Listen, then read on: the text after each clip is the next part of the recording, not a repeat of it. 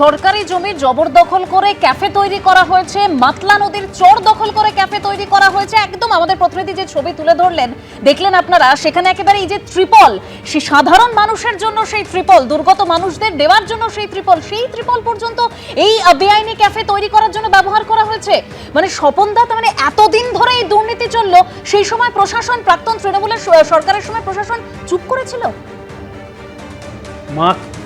মাচ্চোর শওকতটা মাচ্চোর, এই যে গানটা, তৃণমূলের সবাই চোর।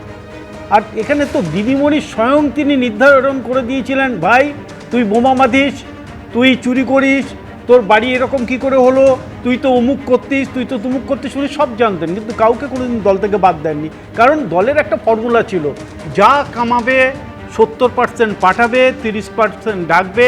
এই ফর্মুলাতে পুরো তৃণমূল চলেছে। তো এই যে তুমি যদি ত্রিপল চুরি থেকে শুরু করো, সব কিছু তো কথায় কথা আছে না, রতনে রতন চেনে, জহুরি জহর চেনে, আর শুয়োরে চেনে কচু। তো উনি তো সেই রকমভাবে সব চিনেছেন, চিনে সবাইকে নিয়ে পশ্চিমবাংলাকে 15 বছর ধরে উনি লুটপাটের একটা রাজধানী বানিয়েছিলেন। তার জন্য জানতেন যে মানুষকে ভয় দেখিয়ে ভোট লুট করে যদি জিতে আসা যায়, তাহলে আবার 5 বছরের জন্য আমরা পেয়ে যাব অবাধ স্বাধীনতা, চুরি করার স্বাধীনতা। সেই জন্য বাছাই যারা করেছে সবগুলোকে দেখে নাও, হাত পাকিয়েছে এরা পর সবকটা ওই মার্ক্সবাদী কমিউনিস্ট পার্টিতে, সিপিএমের সবকটা হাত পাকিয়েছে। সে শাহজাহান হোক, জাহাঙ্গীর হোক, বা আজকের শওকত হোক, সবাই সিপিএমে হাত পাকিয়ে নিয়েছে। হাত পাকানোর পর এখানে এসছে, আসার পর আমাকে একটু সলিলদা বলছিলেন শওকতের পোস্টটা কী ছিল, তৃণমূলের জেনারেল সেক্রেটারি।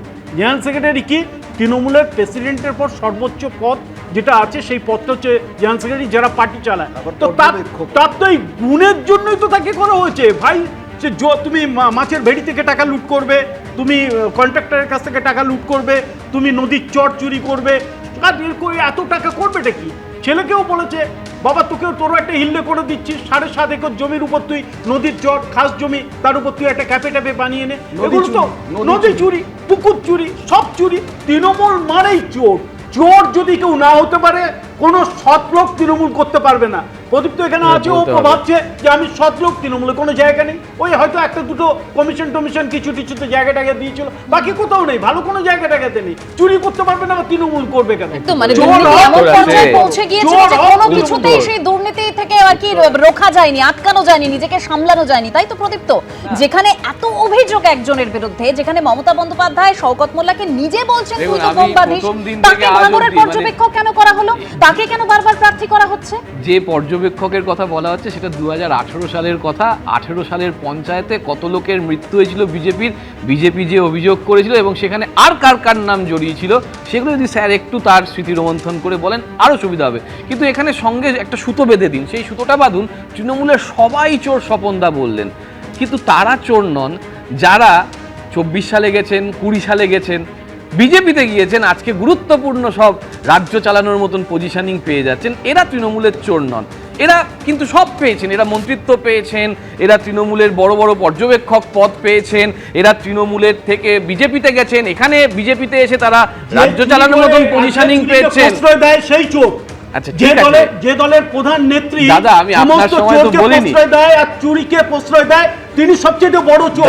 উনি বড় চোর বলে ওনার পরিবার। আমি কিন্তু আপনার সময় বলিনি। আরে আপনারা তো এটা 15 বছর ধরে বলছেন, আমি তো সেটাই বলছি।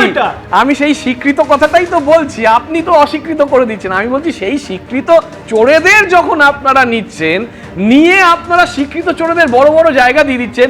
2020 সালে যখন দল চেঞ্জ করলো অনেকে, 130 জন গেল আপনার দলে, তারা টিকিট পেল, স্বপনদা আপনি পেলেন না। স্বপনদা আপনিও তো আমার মতন অবস্থায় পড়ে রয়েছে। দরকার নেই, কিন্তু তৃণমূল থেকে চলেরা গেল, যাদের বিরুদ্ধে বললেন টেট বিশ্বজিৎ। স্বপনদা এত অধৈর্য হচ্ছেন কেন? আরে আপনারা তো শাসকে আছেন, শাসনে থাকলে এত অধৈর্য হতে নেই দাদা।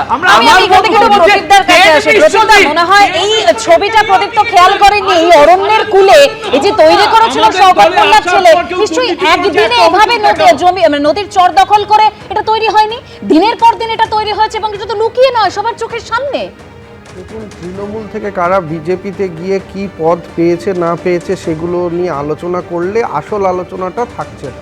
তৃণমূল কংগ্রেস যখন এখানে ছিল, তারা বিজেপির বিরোধিতা করে বলেছে আমরা হচ্ছে অন্য রকম দল, বিজেপি সবাই খারাপ করতে চায়, আমরা ভালো করতে চাই, এই তো বিকল্প।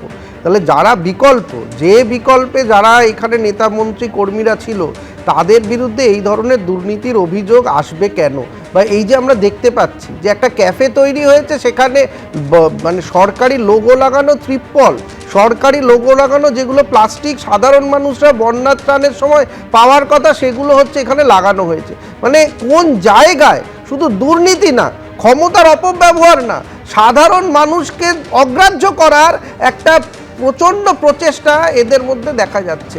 এই জিনিসগুলো এতদিন কেন দেখা গেল না? ওই ক্যাফেতে কি কোনো তৃণমূল কংগ্রেসের নেতাকর্মীরা খেতে যাননি? জানেন না কিভাবে এটা বানানো হয়েছে, কেন এটা বানানো হয়েছে, এবং কেন এতদিন ছিল সরকার এর বিরুদ্ধে কোনো ব্যবস্থা নেয়নি কেন? যখন তৃণমূল কংগ্রেস সরকার ছিল, তারা এই জমি কিভাবে বন্টন হলো, আদৌ হলো কি না, তো government land belongs to government of West Bengal. তাহলে সেখানে এইভাবে নদীর চরে এতটা ক্যাফে তৈরি হলো, আর সরকার একদম চুপ করে বসে রয়েছে। এইভাবে যদি একটা ক্ষমতার অপব্যবহার কেউ করে, তাহলে তৃণমূল কংগ্রেসের সঙ্গে মানুষের যে জনবিচ্ছিন্নতা হয়েছে, এটা শুধু বিজেপি করেছে, কলকাঠি নেড়েছে, এসআইআর করেছে বললে হবে না। তৃণমূল কংগ্রেস এখনও তারা যে ধরনের কাজ করেছে, যে ধরনের অপরাধ করেছে, মানতে চাইছে না। আমরা চোখের সামনে দেখতে পাচ্ছি, তারপরেও বলবো যে না, যেটা হয়েছে শুধু বিজেপি করে গেছে, শুধু বিজেপি করেছে, শুধু বিজেপি দল ভাঙিয়েছে, শুধু বিজেপি দল ভাঙিয়েছে, সেটা বলা যাবে না। বিজেপি চলে গেছে। এখানে ক্যাফে তৈরি হয়েছে, খেতে গেছে কে বলেছে? ক্যাফে তো সবে তৈরি হচ্ছে, এখানে তো ইলেকশন কমিশন ইন্টারভিউর সময় তৃণমূল কংগ্রেস যারা করেছে, তারা যখন চোর বলছে, তারা তখন অন্য দলে গিয়ে যদি সাজা না পেয়ে, অন্য দলে সাজা না পেয়ে তারা যদি পদ পেয়ে যায়, সেটা বলা অন্যায়, সেটা বলা অন্যায়। আমরা তো কখনো বলছি না যে অন্যায় করেছে তার সাজা হোক, আমরা কোনো কিছুই ছাড় যায়নি।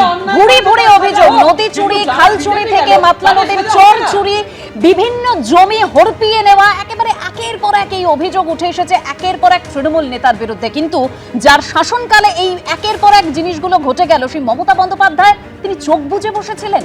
কেন ছিলেন? এই প্রশ্ন আজকে সাধারণ মানুষরা তুলছেন। মানে শীর্ষেন্দুদা, তৃণমূল যে আইন মেনে কোনো কাজই করেনি, তার তো একের পর এক প্রমাণ সামনে। একটা লোগো থাকলে সব চুরি করা যাবে, বিশ্ব বাংলার ব, তাতে শিক্ষাতে, স্বাস্থ্যতে, প্রত্যেকটা জায়গায় সমাজের মেরুদণ্ড, সেখানেও দুর্নীতি। প্রতিটা জায়গায় টাকা, কোথায় টাকা নেই বলুন? খাটের তলায়, মাটির তলায়, 14 তলায়, টালির তলায়, প্রত্যেক জায়গায় আছে। কিন্তু চুরি করলেও এরকম সুপ্রিম কোর্টের আইন অনুযায়ী এরকম রাস্তায় ঘুরিয়ে নিয়ে যাওয়া, অপরাধীদের দড়ি বাঁধা, এটা কিন্তু গাইডলাইনে নেই। কারণ তার উপর যদি রাগ থাকে, কেউ যদি গুলি করে মেরে দেয়, কার দোষ হবে? ওই পুলিশগুলোর দোষ হবে, কিন্তু যে পুলিশগুলো নিয়ে হাঁটাচ্ছে। এইটা কিন্তু ঠিক না। যে জায়গাটাতে আদালতের নিয়ম অনুযায়ী অবশ্যই অপরাধীকে সেই জায়গায় রাখতে হবে, সেখানে কিন্তু এরকম রাস্তা দিয়ে দড়ি বেঁধে এরকম ডিম ছুটতে প্রত্যেকটা কিন্তু বেআইনি। এখানে শাস্তিমূলক আছে, সেই জায়গাতে দেখতে হবে বারবার। আইনকে আইনের মতো থাকতে দিন। আইন সবার যেমন সমান, তেমনি রাজ্যে আইনের শাসন প্রতিষ্ঠা পাক, আর এই দুর্নীতির মাথা পর্যন্ত যেন পৌঁছানো সম্ভব হয়, এটাই সাধারণ মানুষের বক্তব্য। আজকে ছকভাঙা ছত্রের আলোচনা এখানেই শেষ করছি। তবে এরপর 7টায় বাংলায় যে তথ্য আপনাদের সামনে তুলে ধরবো, অভিষেক বন্দ্যোপাধ্যায়ের বিরুদ্ধে ডিজে মন্তব্য যে মামলা, সেই মামলায় এবার সিআইডি দপ্তরে হাজিরা দিলেন রিজু দত্ত। দেখাবো আপনাদের ছোট্ট বিরতির পর, সঙ্গে থাকবেন।